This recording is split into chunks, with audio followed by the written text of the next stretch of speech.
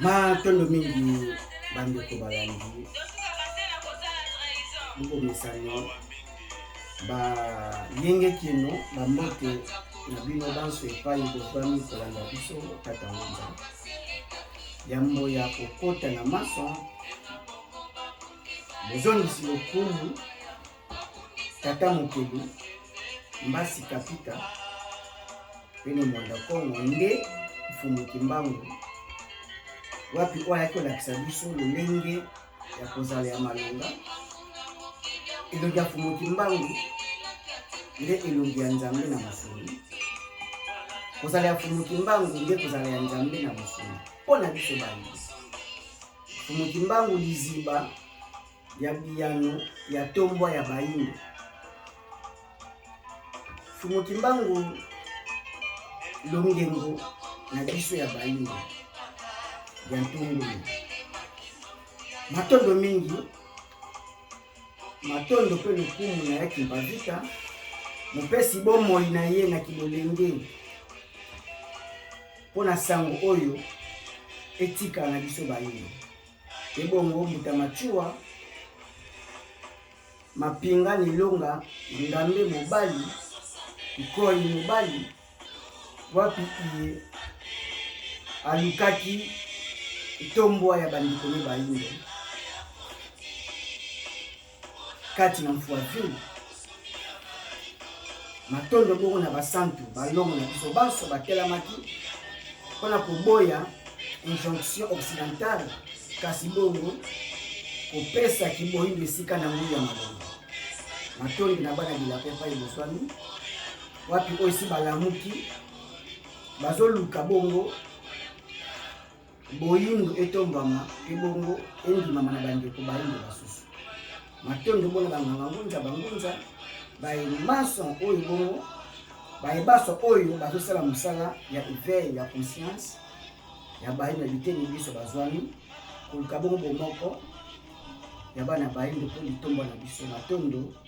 bozali ebele partout dans le monde à tous les domaines baye oyo baza kopesa déjà kimopa ya mokongo epona kotombola kiboyindo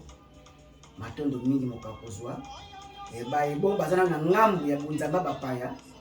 sika ete longengo ya tata mokeli moyo kobima mpe baopema ekumbela bango bolamuki mpe bongo sosoli ya ngonga oyo tokomi mpe ya sango iyo tali kopesa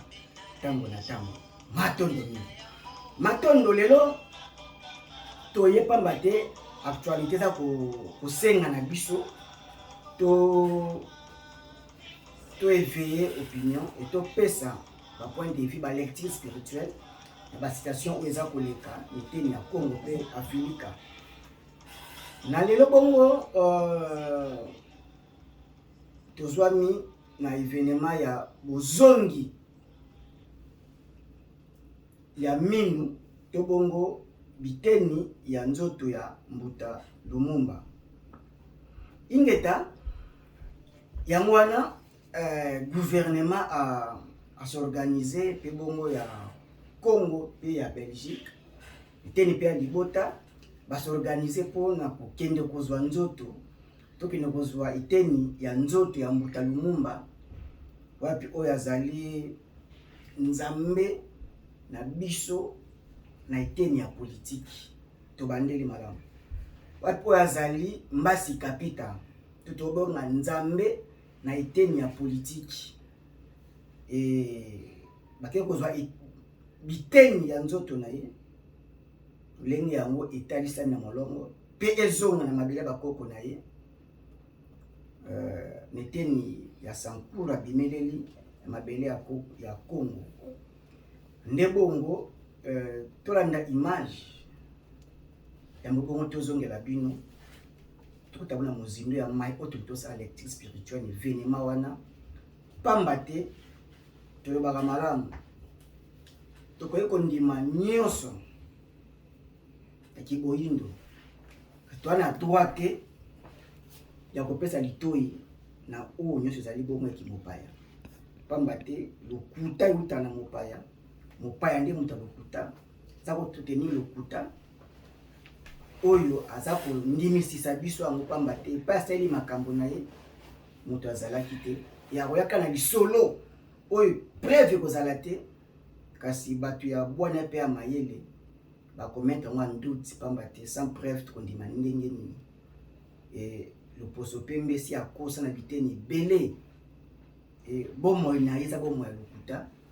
e azwaka bayinde lokola bana bitendi lokola bana kopi akoki komanipule à tout moment kasi bilaka mfumuki mbangu alamusi baye apesi botata mokili bomfumuki mbangu mpona kokanga lokuta ya loposo pembe ngonga ekoki ya bosomi tolandi baso ya moto ozongela bino matondo. Belgique a officiellement remis la dent de Patrice Lumumba à la RDC. Le leader congolais avait été exécuté en 1961 avec l'appui de mercenaires belges avant que son corps ne soit dissous dans de l'acide. Lors de la cérémonie officielle, le Premier ministre belge a pointé du doigt les autorités de l'époque qui ont choisi de ne pas voir et de ne pas agir. Il n'est pas normal que les dépouilles de l'un des pères fondateurs de la nation congolaise aient été conservées pendant 6 décennies dans des circonstances obscures, jamais vraiment élucidées, mais qui, à la lumière de ce qui est connu, ne fait pas notre fierté. Patrice Lumumba est devenu une icône le 30 juin 1960 en prononçant un discours contre le racisme des colons en réponse au roi des Belges Baudouin. Le retour de Patrice Emery Lumumba dans son pays permet à coup sûr à la République démocratique du Congo de recouvrer un des maillons essentiels de sa mémoire nationale. Au-delà de la République démocratique du Congo, c'est tout un continent, l'Afrique, qui célèbre le retour de l'un de ses dignes fils. La relique de la dépouille de Patrice Lumumba partira mardi soir pour Kinshasa, où elle sera placée dans un mémorial dédié.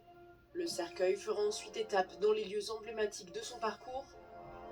La dent sera inhumée le 30 juin, date anniversaire de l'indépendance congolaise.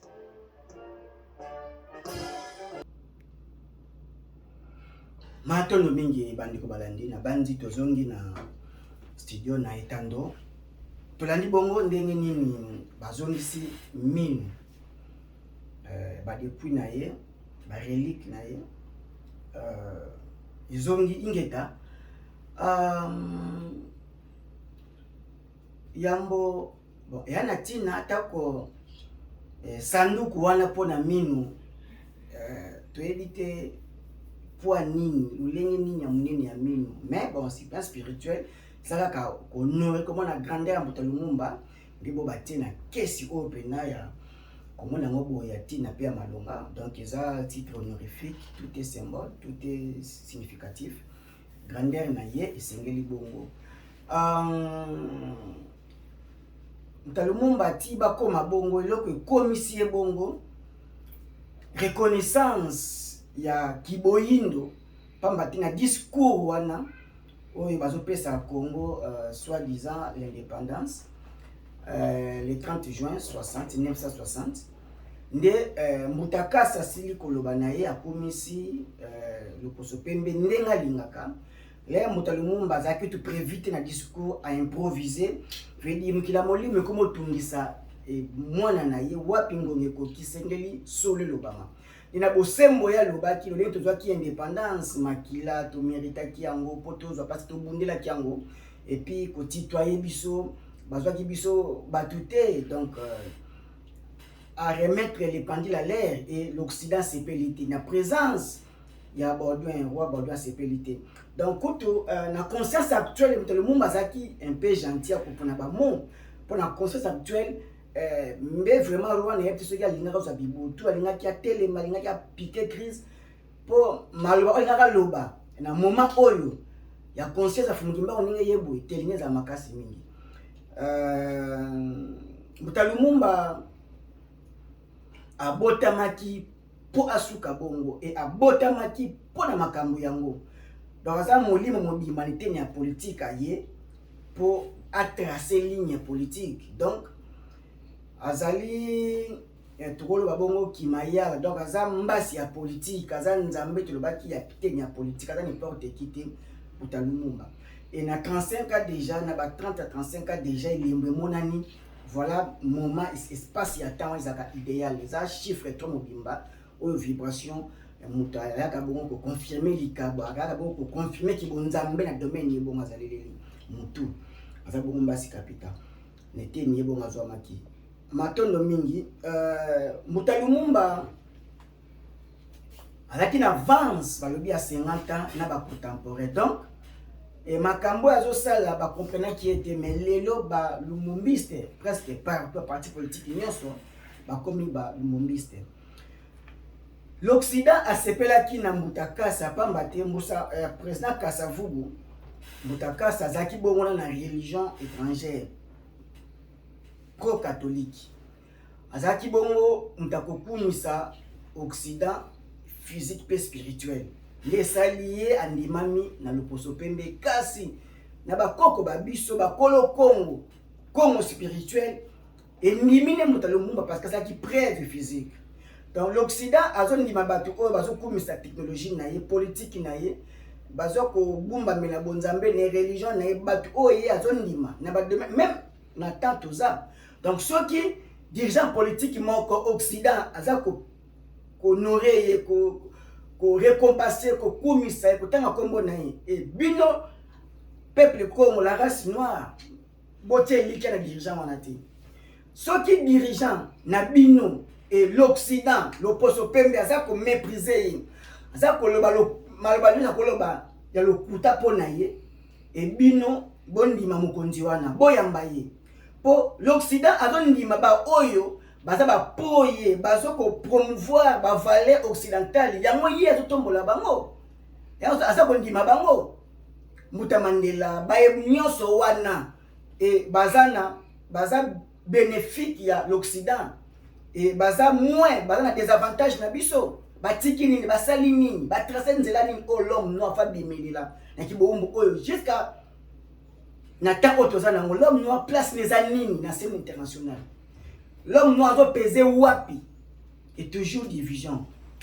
toujours kobendana et toujours kosenga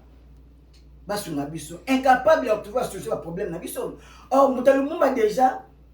éliminé qu'il était mon afumu ki mbangu odi azala ki akuti parti état catholicisme akuti religion d'état catholicisme et ayeko kolongola moko tia apesa église ki mbanise espace moni ndebongo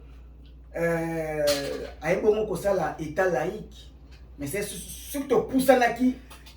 ndebongo Congo comme état ki mbaniste pe bongo influence Afrique centrale pe Afrique mobimba moni me ba pesi tenté. Donc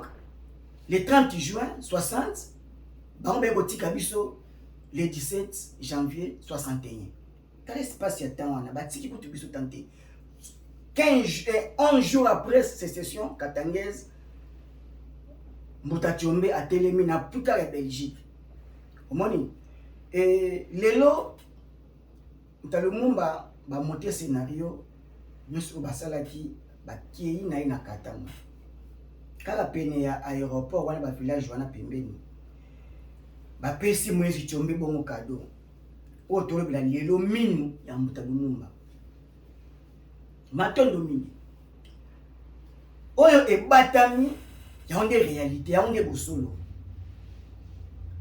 ba policiers belges bazwi mission veut dire volonté ya monde occidental ba coaliser ba sangani po ba éliminer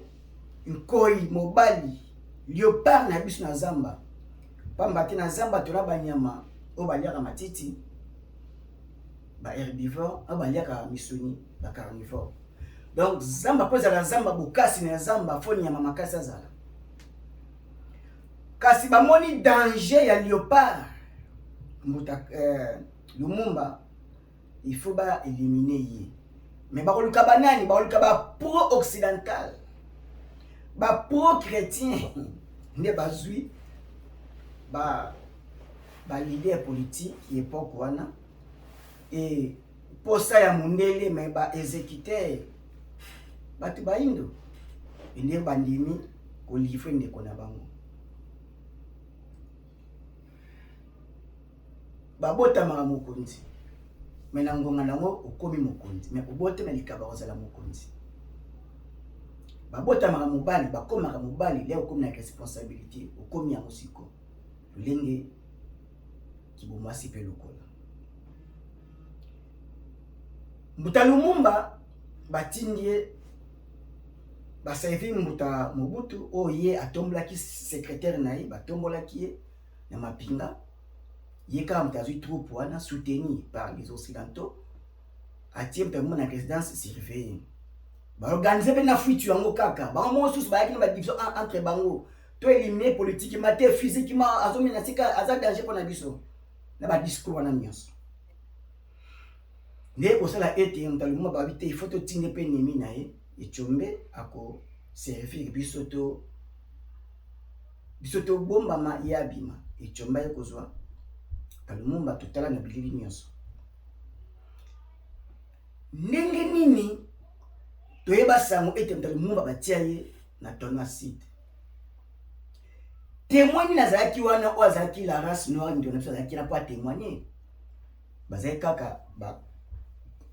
balingani mibale Mbuta Okito na Mbuta Mpolo bango tu bakenda et histoire wana ya acide ya koboma Mbuta Lumumba mundele mutu abetele biso yango. Donc eza comme si histoire ya Zamba chasser sur la bête yango abetaka na gloire na ye mais difficulté amonaki nango ye aza mopaya na Zamba soki nkoya beti te yo pas la beti te alors trois personnes eza bon chasser ko beta pour na gloire na ye. Donc soki ba corps ya ba koko na biso l'ancien royaume Congo ba memaki yango na mikila bapaya eza bongo na Rome na Vatican sous sekenda pa ekinda bongo ya mwana na bango oyo vibration na ye ezaki makasi nzoto wana est-ce bakoni batiango na site ba perdre yango l'Occident oyo akomi pe na niveau ya spiritualité élevé to de ta bongo ayebi bongo tina ya corps physique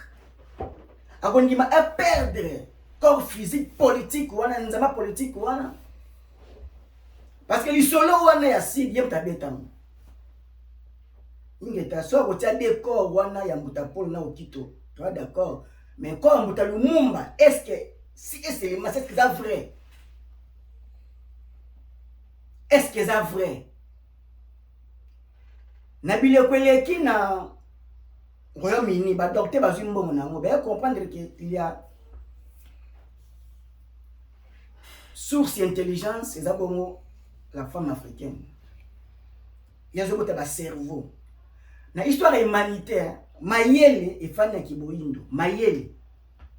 fana na kiboindo réflexion na kiboindo kaka na molili nde yo za na forme intelligence donc yo za mayele wana soki mwasi aboti laki bongo top secret aboti placeta koko wana bakozwa ngo batumbi yango et bazoliesa bana ba grand tomba comme ba cerveau ya ba iba comme ba doué. L'homme noir naît intelligent mais l'homme blanc devient intelligent. Donc tout le monde na moment actuel on n'est pas coinça biso n'est pas serra biso donc tozala même pas ningi tozalelo ba otangisa biso programme bango balingi va maintenir biso kana bas de l'échelle basambelisi biso bonzambe na bango toza kaka esclave spirituel na bango et technologie na bango science na bango yango bango balakisi biso ba philosophe na bango ba oya bango ba excelaki bongo ya biso ba olakisa biso yango te pamba te ba ko servir ba référence ba ko servir lokola ba escalier étagère potomata tu réfléchir Mbuta Lumumba a n'importe qui te lelo soki ba honoraye c'est plan mondial pambate azawo oyazali mais pas si pe mawanko il y a pas azobota il y a pas encore azobota encore mais tala lelo ata mwana moko te na scène politique azo vibrer ta koko moko te pona ni tolobaka ngo mbala mingi système éducatif bakangi bana moto lumumba bakie kotangisa bango éducation occidentale bakobima te bakofibre te lenge moko na bana ya fumo kimbangu bakie ta nkoni scolaire ya boma batangi éducation occidentale et le lenge moko bana moto lumumba basambeli bonzambi ya bapaya ba déconnecter bango ba déraciner nzete pasi ya mwana. Or moto lumumba kwa ko bunga te na scène politique même sur plan physique même sur plan spirituel veut dire na bana o ba politique mana bana ya boti na musulu na nyango lelo oyo asa kola na nzela ya moto lumumba parce que moto lumumba ne kolomola ba dignitaire nyonso ya mundele ba ki na remplacement donné ba indo même sur plan armée zali te que pour ça la moins que le poso mais pour ba excès ça la plus mais nani accompagner qui moto lumumba je ba ko ba lumumbiste mais ba anti lumumba l'époque na ye deti lelo ba anti religion africaine futuka fumu kimbangu bazali mais na mikolo zoya et to pesa ka reta to pia ka raison en retard pour servir pour et produire nini tondi ma makambo oyo na temps présent poto kinde liboso mbuta lumumba mais lobi tozoya eloke bo mapesa te mais na cérémonie oyo esalami na d'autres parties pour mettre tondi melango bongo pamba te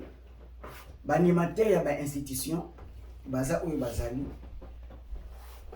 lelo tozozonga na bofumu kimbangu bana bilaka bakozwa ba trône ba ibonga lolenge moto mumba lingelaki Kongo ezala lenge fumu kimbangu yaki bongo Kongo ezala et ba vérité mingi ba nzoto ba corps mingi kozonga. Comment imaginez-vous ndambu ya Mbuta Lumumba lini na ye basali ni Aden ana bana tikaki feza na compatibilité zala eta mobimba neso mefandi e ko engager makoki ya mingi mais nini zo ndimisa bino ke o Belgique a pesi za bongo za ya za mina Mbuta Lumumba nini ndimisa bino yango soki za karate ki bondimeli religion na bango boyambi Yesu lokola mona moko nzambe et pas nyonso yiko bebelela soki te boza ba pro occident soki te dia botanga ki mateya ya mopaya déjà na ba basage ya moni komisi biso bongo bandimi ya occident yango ngeza moko ya mateya ya roi Léon Paul II devant ba missionnaire enseigné au noir à quoi non à raisonner tous raisonner te nini ndimi biso za mina Mbuta Lumumba basali examen te Aden ezanga ki bango et umeli mais eza mini eza parti à mpoa matière mini zo katan mais basala Aden potondima poto za bandimi te to nimela le poso pembe pour le poso pembe si a kosa na ba ligne nyonso pasi pe mawa état congolais et comité bozala état pro chrétien pro catholique te pouvoir dirigeant ezaka na bitambini ya telemaka na pouvoir ancestral na bino boki wapi ba rouge rouge cravate rouge chaussette rouge et bokosami na biloko ezanga tina ya l'Occident franc-maçon rose kwa babilo pa mpamba boki kosama nzoka bokasi ya bino ya kiboyi na bokoko na bino ezali ba prison na Égypte antique c'est quoi ancien roi Mkongo ba ressortissant wana pouvoir royal wana na ancien roi Mkongo bokonzi wana ezali faut ite éducation autotika nde pasi faut pikola éducation tozo musa bokoko éducation na biso wapi bongo eza un pas en avant pour tozo na biso kasima celui qui ne avance pas qui Mbuta Lumumba a n'importe qui te tout ça la makanisi na ye lulinga linga ki Kongo ezala t'honorer physiquement matondo jusqu'à niveau ya kolongola Mbuta Lumumba et pas to tiaye statut na ye qui connaît to longola ko poka ka roi mona ngote est-ce que tu imagines to zo musili après roi e kokende to continue kozala ba tierces hommes bana ya topembe jusqu'à quand? Tona mokili ya preuve de force, toza mokili ya balelaka te, toza mokili ya bankoi ya baliopa. Ya moni biso mokonzi alataka top ya Léopard pe bongo afanda ataka bitambi na ye na posa Léopard asimba mokila bongo ya nkoi e banyama makasi wana ndeza ki ko représenter bokonzi ya kiboyindo mais lelo tokoyeba mboloko tokoyeba nani bachimbereki bachien dominer Afrique par rapport à des dirigeants naïfs basés à dominer dès le bas âge na bango. Donc il faut tout bon ça mater et ça la balle na biso makasi ya lobby ou ba ko affronter ban le poso pembe so quitter to ko perdre Afrique na base aspect na monios to permettre Lumumba azonga na bana na biso faut mukimba musazonga na bangunza il faut parti politique ezonga matondo mingi pasi pe mawa eteni oyo ignorance eza monguni ya moto moyindo l'homme noir ignorance na ye nde ennemi na ye yaki mpalakaki déjà na 1706 bazo tombe na moto bosembo ekoya longengwe ekoya kondingelela bana bandombe azobila bongo fumukimba wana kembo ya nzenza azokende esenga mongunya nesiko esengo ya kiboyindo siko ezoya kimbango fula mwana ya ntongo